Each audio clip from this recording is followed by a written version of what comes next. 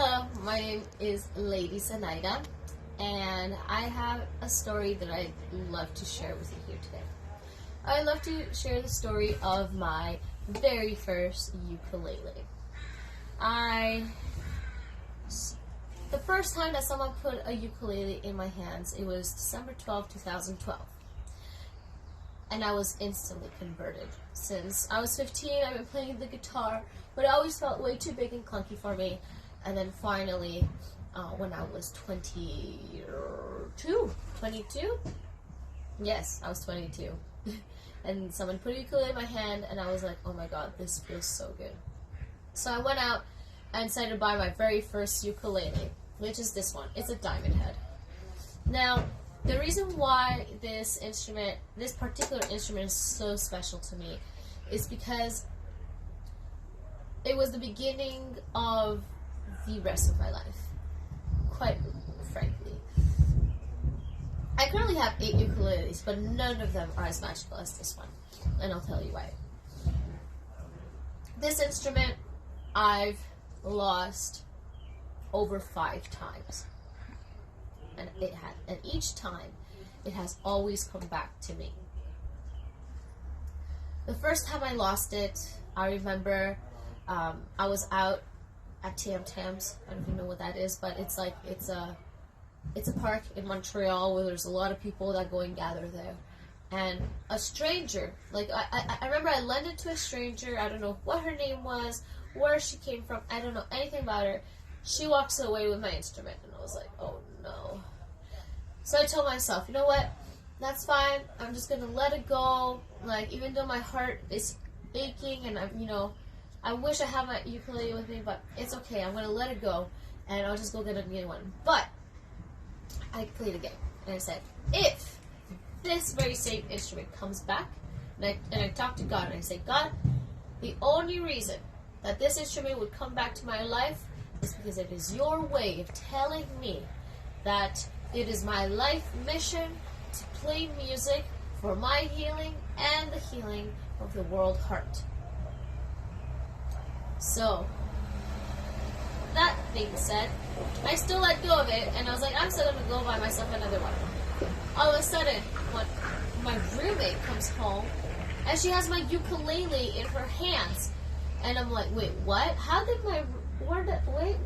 So pretty much my roommate crossed paths with her high school friends in the subway station, and she noticed that her friend's friend had my ukulele, and I personalized my ukulele, so it's really easily identifiable.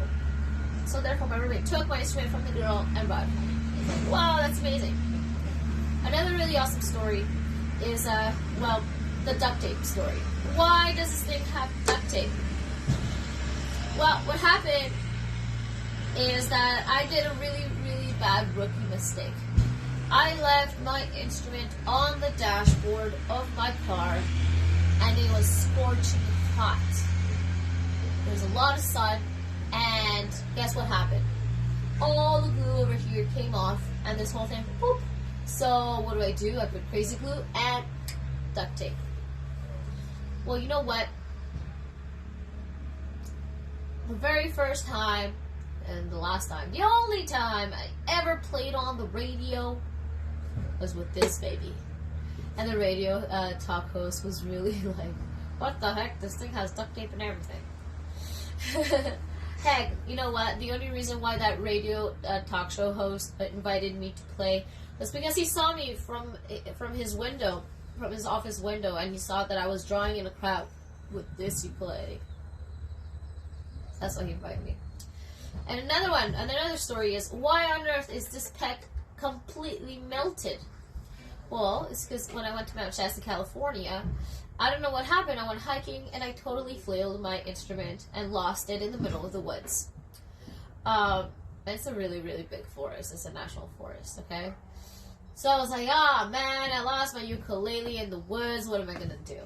I guess I'll just buy another one. But, hey, if it comes back to me, it's because God's telling me that I am meant to play music for my healing and the healing of the world heart. So, tra-la-la-la-la-la-la, tra-la-la. You know, here I am just walking in town, and all of a sudden this car just stops real fast in front of me, and this little girl comes running out with my ukulele in her hand. What happened was that this random guy finds my instrument in the woods, and then for some weird reason just crashes into this little girl's camp and with her family. And the guy just kind of like crashed into the fire pit. Guess he was just not there. So that's why it's melted, because the guy crashed into the fire pit, and then the little girl took the ukulele from him. She had it for a month before she found me.